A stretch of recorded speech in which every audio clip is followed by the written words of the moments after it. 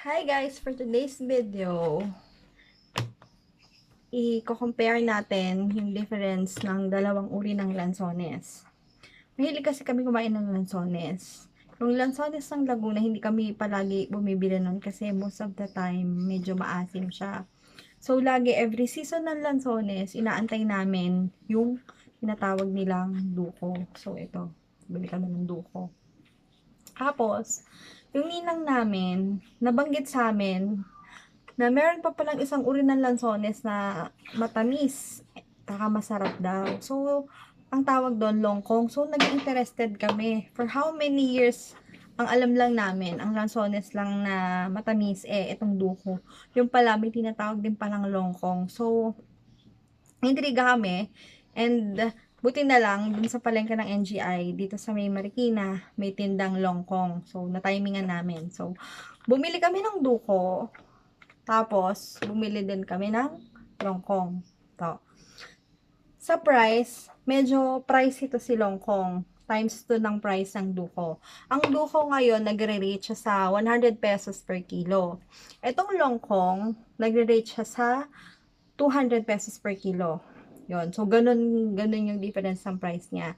Pagdating naman sa lasa, first time ko palang titikim nitong longkong. Dahil laging duko ang lagi namin binibili. So, sa balat, kung i-compare natin, si Duko, makinis. Makinis siya, smooth. Pagka si Longkong, mapapansin mo, medyo rough yung, ano niya, medyo rough yung pinakabalat niya. Yan. Yun, may mga brown siyang ganyan. Tapos, medyo brown na yung color ng Longkong compare dito kay Duko. Yun. Tapos, actually, hindi din naman lahat ng duko matamis. Kasi, may time na bumibili din kami ng duko. Pero, ano siya, maasim. Lalo na yung, siguro pagbagong, ano pa lang, bagong pitas. Yung mga ganto, yung gantong itsura na duko, ito. Maasim, matamis-tamis na yan. Yan. Pero minsan yung may light na color, tapos mapapansin mo, sobrang kinis pa ng balat niya yun. Medyo, although duko siya, maasim-asim. Nung before, nakabili kami ng duko medyo 180 pa per kilo. Yun. So, ngayon, yun, bumaba na siya.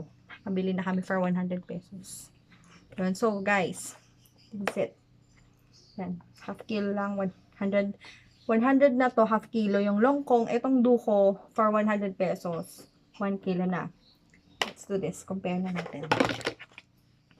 So, unahin natin buksan si duko.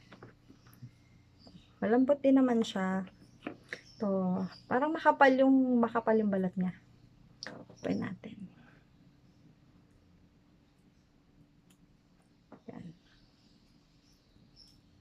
Yan. Ito yung yan yung loob ng duko. Yan. Tapos, ganda ng longkong. Ito yung longkong. Open din natin. Oh! Yun. Ganun pala yung longkong. Parang, ano, matubig siya sa loob. Masabaw-sabaw. Diba? So, unahin muna natin yung duko. Yung duko, ay, kung mapapansin mo yung duko, ito yung laman niya. Yan. Tapos yung longkong, talagang masasabi mo yung difference nila kasi dry lang siya, yung duko. Tapos yung longkong talagang matubig siya sa loob, watery siya. Tapos, ito. Tikman natin yung duko. Malamis. Yung longkong. Parang may lasa siyang kaiba. Parang protein. Parang ganon. Parang, Wala pa yung tamis at saka asin. parang tamis niya. Yung longkong itong kinakain ko. Tapos, yung buto nitong duko, mapait pag nakagat mo. Dalawa, no? Pero yung buto ng longkong, maliit lang siya, tsaka pwede mo i-swallow, sorry. Ayun.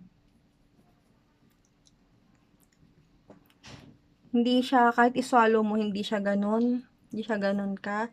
Pait, itong longkong.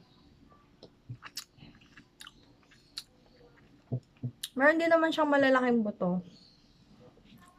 Hindi siya, sabi kasi sa amin seedless daw, di ba? Hindi man pala siya seedless. May seed siya. Hindi nga lang siya ganun ka. Mag-distinguish mo talaga. Mapait din naman yung buto ng longkong. Pero mas mapait yung buto ng duko. Mag-distinguish mo. May lasang kakaiba yung longkong eh, no? Parang malapit sa lasang rambutan. hindi ako kumakain ng rambutan. Sabi ni Efren, malapit daw siya sa lasa ng rambutan. Yung ano, jelly, parang jelly Yung, naman. pag kinain mo itong duko, parang jelly, ma-jelly. Kunat. Excuse me, mga niluluwa kong buto. Parang siyang ma-jelly. Ma-jelly.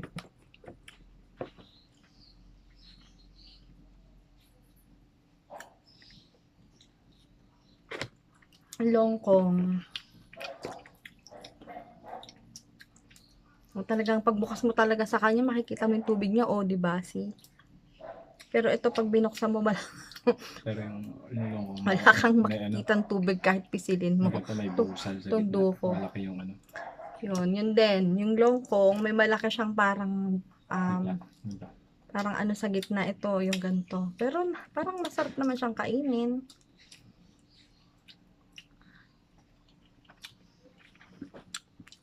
Mag-distinguish mo agad yung longkong. Tsaka yung duko. Siguro, para mga titipid, good na ako sa duko.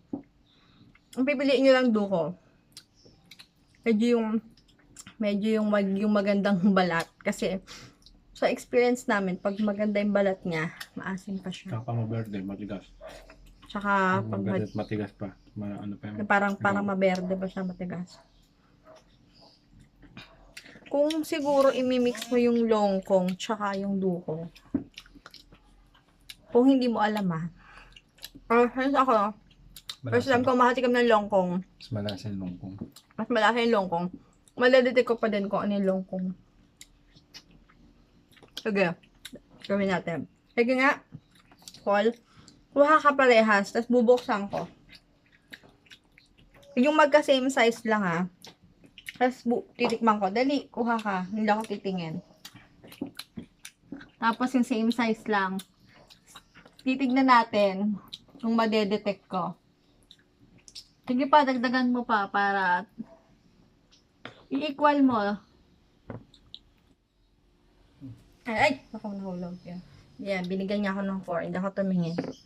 So, first time kong kumain ng longkong. Tingnan natin kung madedetect ko kung alin yung longkong at kung ano yung duko. So, ayan. Wala actually. Sa color nakita ko na. Ano kasi, ma-brown masyado yung longkong. Magaspang yung balat. O, yun nga. Tsaka rough nga yung balat niya, sinasabi ko. Kasi si duko makinis. So, without tasting this, masasabi ko na. Ayan, masasabi ko na din. Pero, tikman din natin para feeling ko lang, alisin na natin sa pagpipilian. Mukha ng duko to eh. Itong tatlo, tingnan natin kung ilan yun. Ito feeling ko longkong na to eh. O, ito titira ko itong dalawa. Feeling ko magkaiba to eh. Ito ni yung duko, ito yung longkong. Buksan natin. Pag ito, watery, masabaw, longkong. Nahin natin, excuse me. Nahin natin. See, tama ako. Duko. And ito, longkong.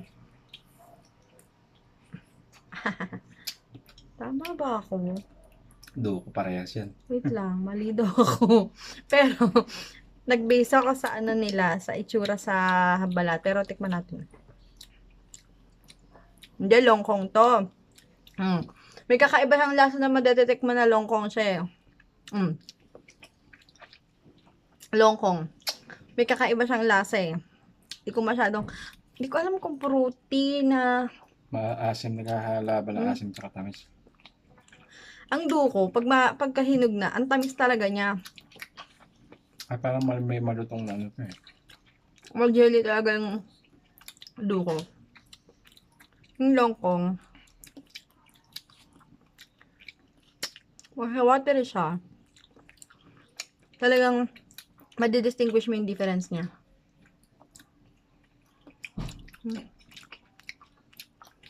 Parang di ko alam kung may gamot something lasa siya sa parang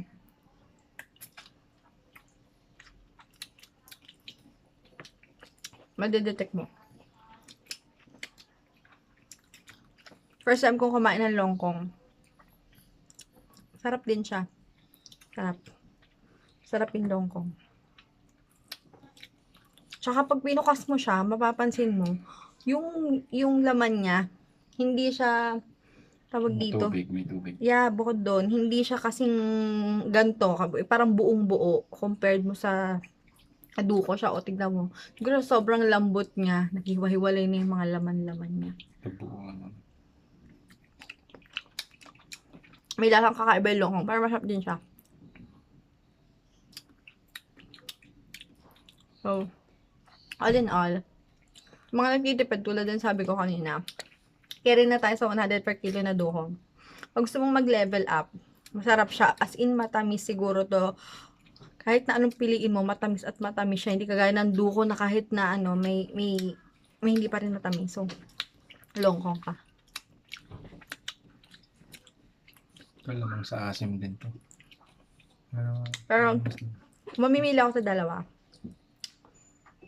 My choice, duko na lang ako. Mas gusto ko yung lahang lansones nga talaga. Matamis. Mura. Ay, masarap. Ayan. So, guys, sa mga gustong matikman yung longkong, para matry nyo din. Yan, yung longkong. Para lang siyang the same ng ibang lansones, pero kakaiba talaga yung lasa niya. Matamis, watery siya.